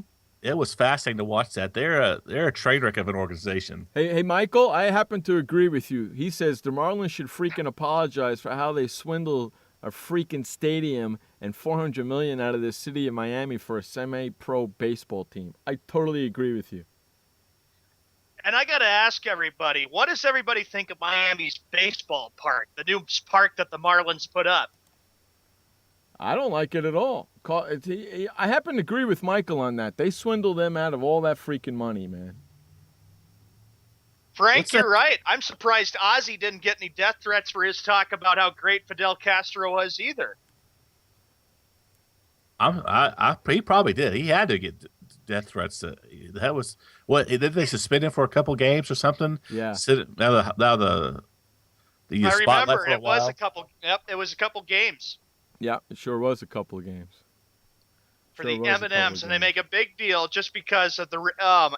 I'd say, you know what, Marlins, you haven't done anything since '03. You're not really big into baseball. Shut your yaps. It's just ridiculous. I don't even know why they have a team there anymore. You know? You're right, Michael. You're right there too. My dad, for a business trip, went to Miami, and there are a lot of Cubans in Miami. Wow. Wow, look at Sean. There's a lot of Cubans on Miami. Check him out there, Nicholas. That's pretty funny, ain't it? A lot of Cubans in freaking Miami. That's freaking funny. Hey, we're going to run to the second update of the day and the last one of the day. Sean, man, this update is brought to you by Keurig.com. For all your Keurig products, you need coffee, you need tea, you need something to hold it in, you need a coffee machine, head on over to KeurigCoffeeMachines.com. Brewing perfection, one cup at a time. That's KeurigCoffeeMachines.com. Take it away, Sean, man, with the second and final update of the day. 7:28 p.m. on the East Coast, which makes it 4:28 p.m. on the West. It's March 10th, 2014. Major League Baseball, we're going to go right into the spring training action. Bottom of the fifth, a game in progress. The Astros 2, the Nationals 1. The Red Sox 6, Rays 2. The Braves 8, Phillies 1. Orioles 7, Pirates 6. Tigers 17, Cardinals 5. And the final game, the Marlins 11 and the Mets 1. We move to the Cactus League. One game, a late game tonight. It'll be the Seattle Mariners against the Diamondbacks. The Angels 8, Indians 3. White Sox 6, Brewers 3. Royals 8, Mariners 2. Rangers 8, Reds 2. And a game that ended in a stalemate between the Athletics and the Dodgers, 8-8.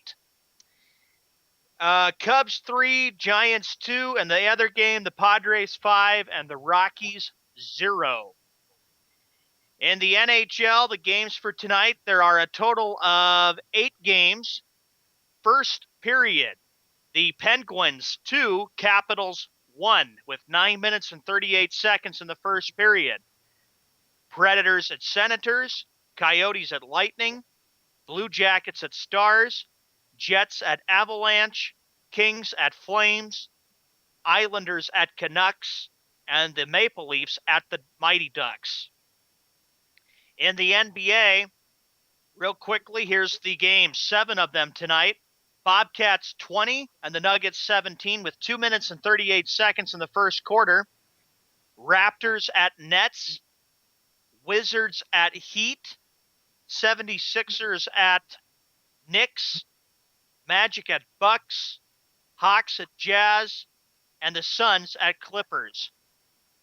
Your update for Sports World Radio is complete. We'll be right back after this commercial break. Welcome to the Man Manual. Man comes with a multifunctional casing known as skin. It is remarkable. Warning, standard body wash can cause damage to man's skin. Maintain it properly with Dove Men Plus Care Body Wash. It cleans man and protects skin from dryness. This will keep man's skin remarkable, even under extreme testing. Dove Men Plus Care Body Wash. Skin care built in. Also, freshen man's exterior with new Aqua Impact Body Wash. Hi, I'm Montel Williams. Most of you know me as a talk show host, but I'm also an author, actor, single father of 4, a fitness writer, avid snowboarder, and I'm also a medical marijuana patient. Like many of the million people who are living with multiple sclerosis, I'm in pain every single day. And sometimes my nerves are so raw that if you brushed up against me in an elevator, I'd scream. I can't sleep at night from the pain, and sometimes the spasms in my legs are so intense they will wake me up throughout the night. I've tried the strongest prescription medications available, and I'm going to tell you, they do not work. In fact, they leave me in a stupor, and most of the time, it's impossible to even live your life. Now, I've tried medical marijuana, and I'm going to tell you something, it works. If you'd like more information about medical marijuana, you can contact the Marijuana Policy Project at mpp.org or call 1-877-JOIN-MPP. Why does consultant Jerry Howell stay at La Quinta? Can you come back tomorrow? Because only with La Quinta can Jerry instant hold the room tonight using just his phone number. And then power down for tomorrow on his pillow top bed. And when Jerry's refreshed, you know what he does? We need ideas, people. Think. Synergistic integration. Genius. He thinks outside the box. I'm going for it. No. La Quinta Inns and Suites take care of you so you can take care of business. Instant hold your next stay on your smartphone at LQ.com. La Quinta.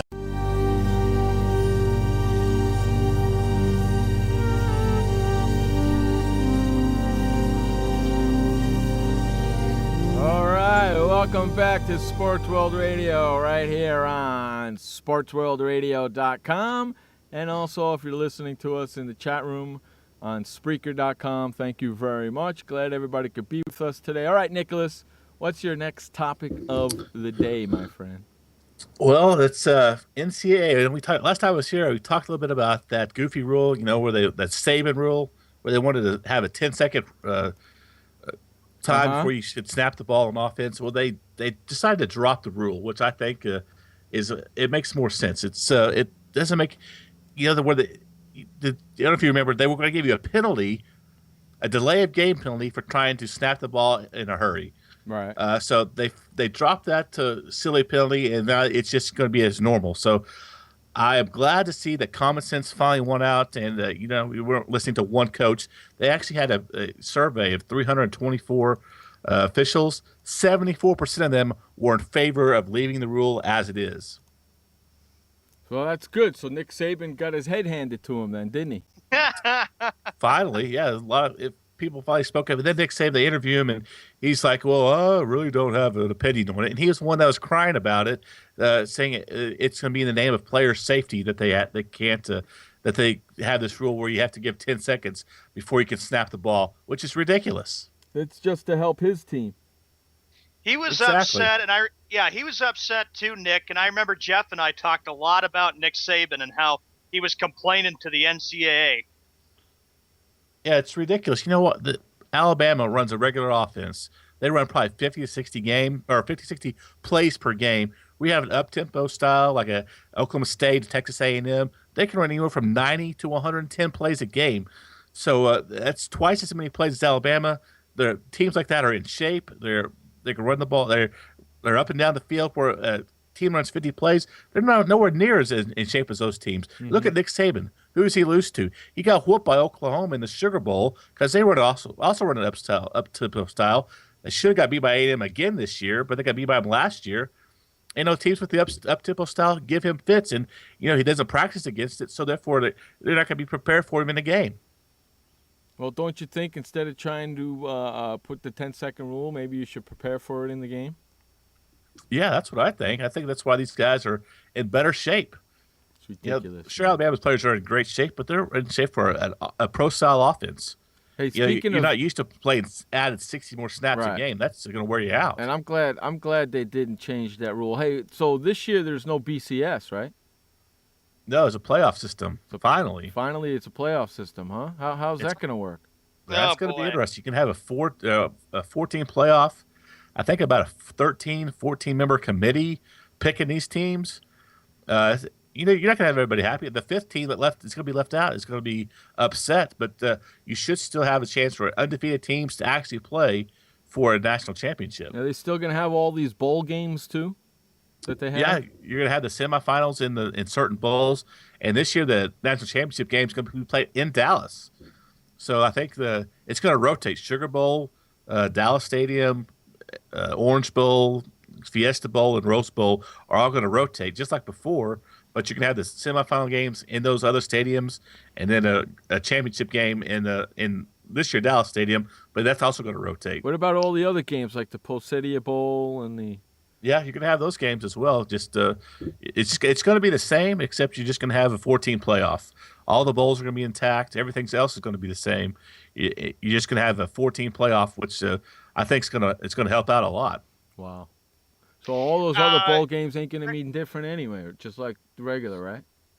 The what? Frank, All those bowl games that they play anyway don't mean crap anyway. It's just football. That's the way it's going to be anyway, right? They're still going to have all those bowl games. And Yeah, you're going to have the regular bowls. In the Sugar Bowl this year, you actually have instead of the SEC and Big 12 have made a thing, instead of the Cotton Bowl, they're going to be playing in the Sugar Bowl. So that's going to be a new thing. And you have some more different bowl matchups this year, because last year the old contracts ran up. So this year you can have different teams in different bowls. So which I think is exciting. Frank, I mean, go ahead, Sean. I was just saying, Frank brings up a good point. He says Nick Saban needs to face the music. If he doesn't like it, get a new defensive coordinator if you can't adjust to it. And then he also says you will have a .com bowl that many don't watch. That's right. I don't really watch a lot of the bowl games, Frank. Good I don't point. watch any of them. I watch all of them. I love I it. I love this stuff. As far as I'm Time of year. concerned, it's all ridiculous and stupid. I think it's great for the fans. You get to go travel to a bowl. I mean, I've been to several bowl games. I love going. They're meaningless. If you're not playing for the championship, it's meaningless. Sure, it's meaningless, but it's still a reward for the players and the fans. And I love going to different cities. I've always wanted to go to New Orleans for the Sugar Bowl, or Orange Bowl. Never got to those bowl games, but I've been to the Alamo Bowl, the Independence Bowl, Cotton Bowl. I think it's fun for the fans. You get a little semi-vacation during the year. Although I can point out that Florida State-Auburn national championship game, that was a classic, Nick. I will admit that. That was a good game because I'll never forget Florida State was down by 18, and then for some reason they just found a way to come back, and then they, that fake punt that they did, or it was like some kind of a play, brought them right back in it, gave them the momentum. You guys watch, I don't know, you probably don't, because I almost fell in my chair when you guys said, you know what, you don't like college football. But Trent Dilfer has a show on ESPN where he's training with high school quarterbacks. Yeah, it's kind of a thing. And Jameis Winston was on there, and he predicted with unbelievable accuracy. It's on film. You have to go back and YouTube it. But he predicted the exact final drive of Florida State. He said, you're going to come up to something. You're going to have to use your smarts and do this, this, and this. And he predicted the final touchdown for Florida State 3 years ago when Winston was a high school senior going through his camp. Unbelievable accuracy of what he said. I mean, he almost predicted it to a T. It was unreal. Frank goes, if you guys take away the 10-second rule, then that changes pro scouting. No, if you put the 10-second rule in, it changes scouting. Yep. If you don't take it away, if you put it in, it changes scouting. If you don't put it in at all, it's the same thing. I mean, I don't think that changes scouting because they're not going to look. They're going to look at the play, not what happens before the play. Right? Isn't that how scouting's done there, Nick? You look at the play or what happens during the play, not what happens before the play, right? Yeah. You will look at how players react. It's tough because I think some of the NFL teams are moving towards a no huddle like Chip Kelly. May not have as many plays as you have in college, but you still have a no huddle offense. So I think the more teams are using it, we'll see how players can adjust to it in college. Hey, what's your opinion about them maybe moving to kick the field goal attempt, the extra point attempt back to the 42-yard, make it a 42-yard field goal? I like it the way it is. My philosophy: if it's not broke, don't fix it. But if you're going to, I'd rather see him move it back than take it away. But all these. What's the deal with trying to tinker with everything? Why not? Everybody says the extra point's boring. Well, free throw in basketball is boring. Why not make that more difficult? Why not move that back to the 3-point line or something? Because I don't see why you have to tinker with everything. And NFL successful the way it is, leave it alone. And just, Roger Goodell wants every play to be exciting, and that extra point ain't exciting right now. That's an extra point. I think it's fine the way it is. Roger Goodell is just. He needs to leave things alone. Just quit tinkering with everything. I mean, it's fine. You're gonna tinker everything to death. You put it back to the 42-yard, make it a 42-yarder. Now it's an exciting extra point. That doesn't bother me. You know what? Why not make the hash marks wider and pick it? And instead of doing it right down the middle, do it from one of the hash marks. Make them college football hash marks, where they're much wider than they are now. Put it on a hash mark and make it have an angle to it as well. If you're going to do that. See, I don't like that. I don't like that at all. about college football. They make them do that. I don't know why the hash marks are wider, but I'm sure that's to do with the field, and I don't know. But just leave it alone. He wants more excitement, but yet he wants to get rid of the kickoff, one of the most exciting plays in football. I know, and he wants to get rid of it. I know. So he's just a strange cat. He is a strange cat, man. He is a strange. What about the overtime rules? Remember that when they put the old overtime rules to give both teams a chance? I didn't like that either. Leave it sudden death. Either that or go to the way college does it, and everybody gets a 25-yard line instead of the way it is. I got an idea. Just play a 20-minute quarter, and whoever's got the lead at the end of the 20-minute quarter wins the game. I'll never forget when he did that, and I just shook my head and I said, why do you want to do that? It should be the way it always is. The team that scores first wins the game. It's over with. It's done with. Yeah, he is strange. And then I'll never forget, in August of 2012, Nick, he put up a rule, Roger Goodell, and that is if you get kicked out of a game as a fan and you're mean and you throw stuff, you got to take an anger management course for a couple hours. And I know Jeff was not happy about that. Yeah, that's ridiculous. And that means everybody in Philadelphia is going to be in an anger management class before the year's out. Well, that whole city is full of anger management. Yeah. If you boo Santa Claus, you should be. There's something wrong with you. Yeah, that whole city's needs anger management issues, man. It'd be like if Jeff got kicked out of the game and Jeff had to take anger management. I know Jeff would not go for it at all.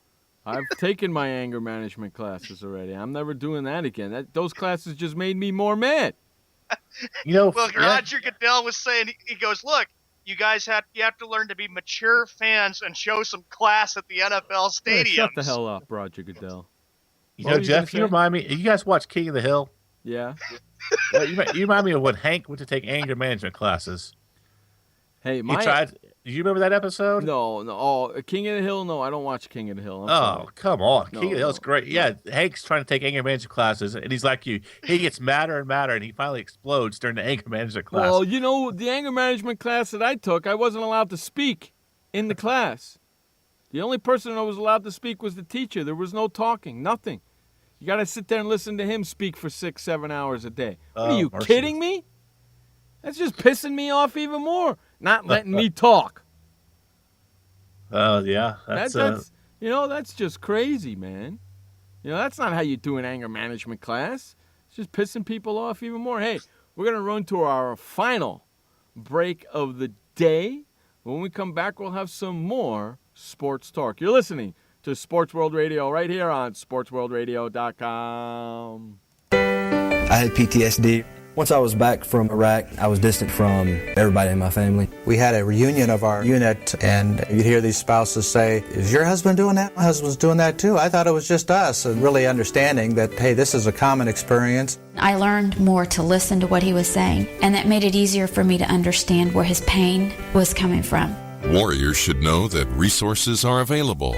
Learn more at realwarriors.net. Chloe is 9 months old. She is the greatest thing ever. One little smile, one little laugh. Anybody?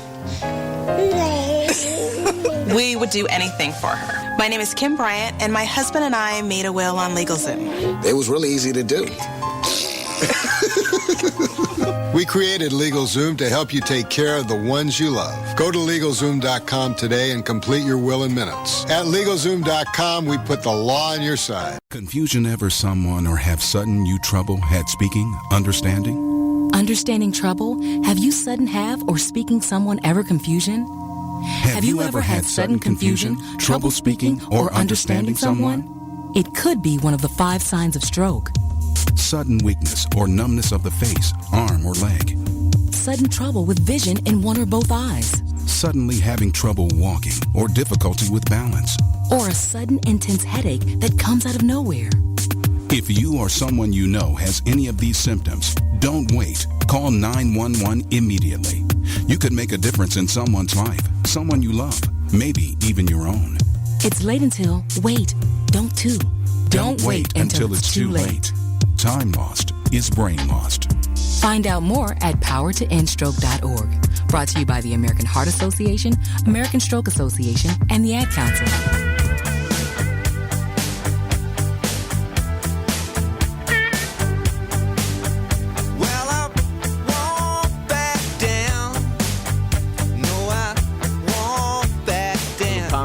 you. Won't back down. You're listening here to Sports World Radio right here on SportsWorldRadio.com as well as Spreaker.com.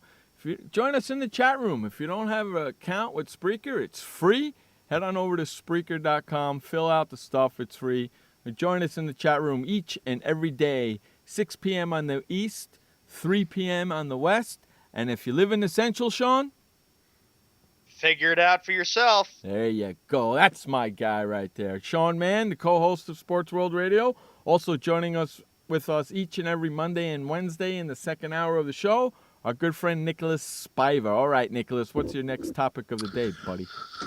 I don't know if you guys heard this, but the Buffalo Bills are going to introduce a variable ticket pricing for 2014 to their home games. The new ticket model will include tiered pricing system for preseason and regular season games.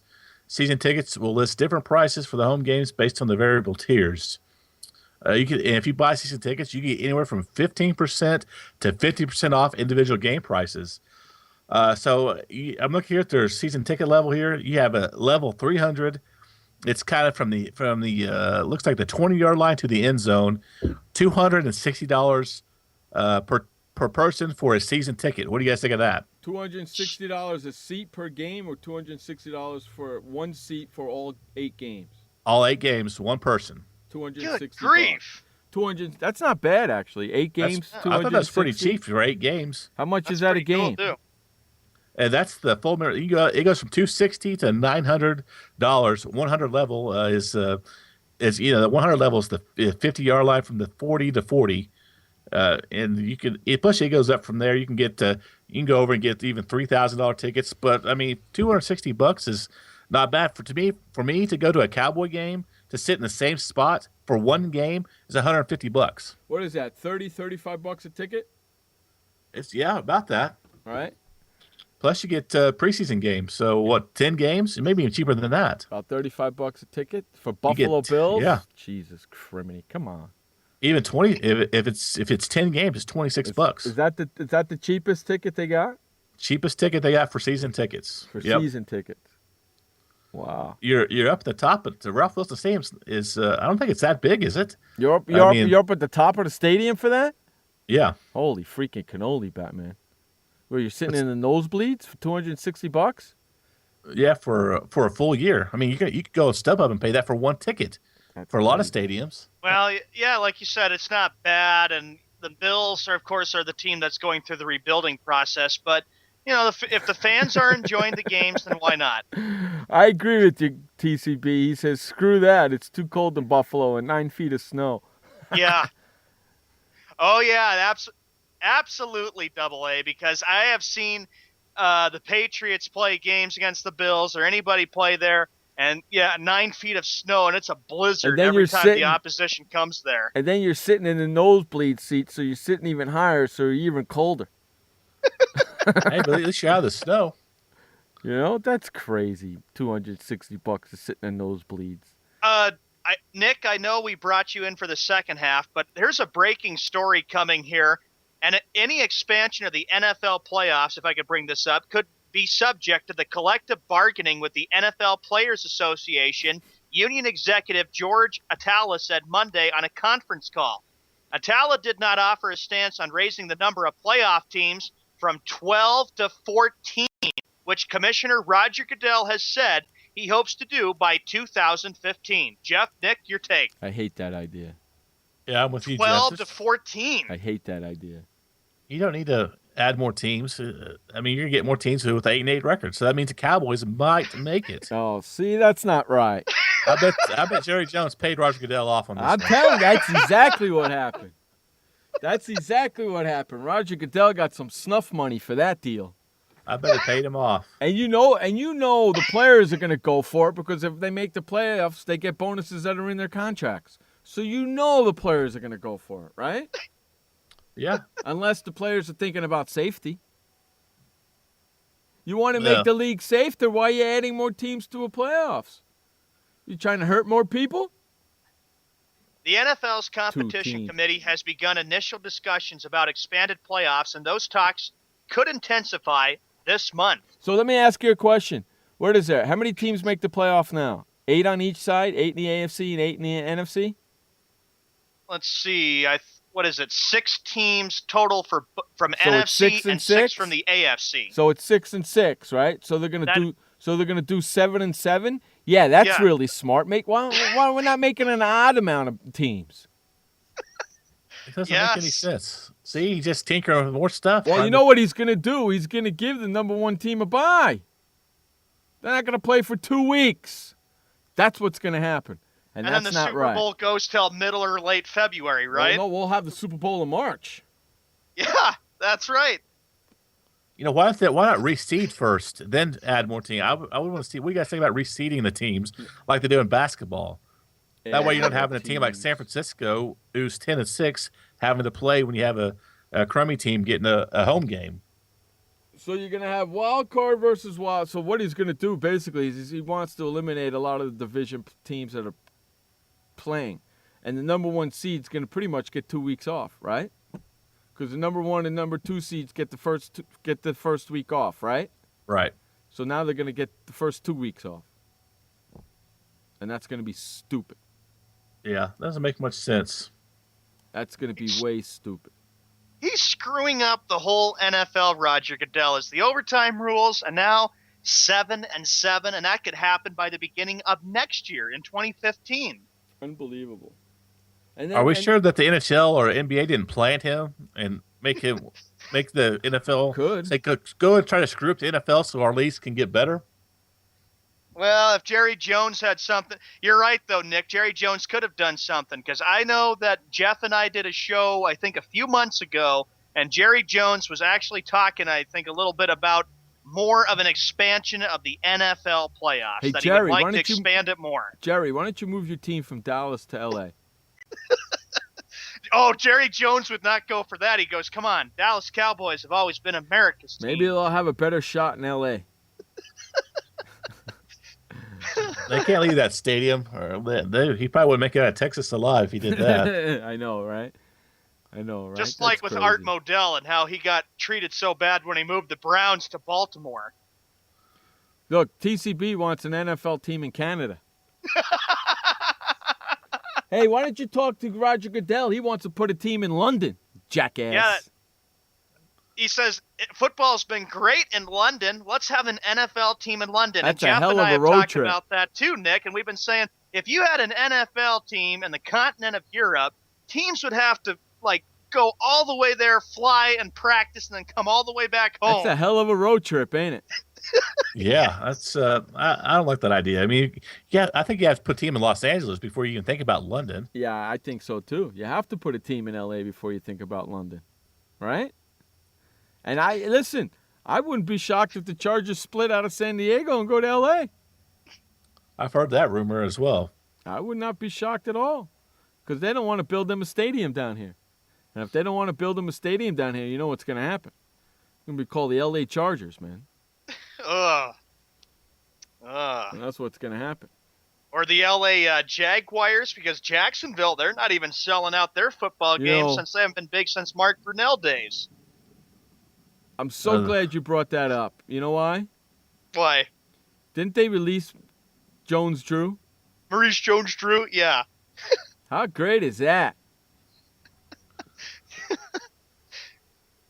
Because remember he got fined every time he missed a practice. Remember that, Jeff? $30,000, and it got up to millions and millions of bucks because he was upset because the Jaguars wouldn't release him.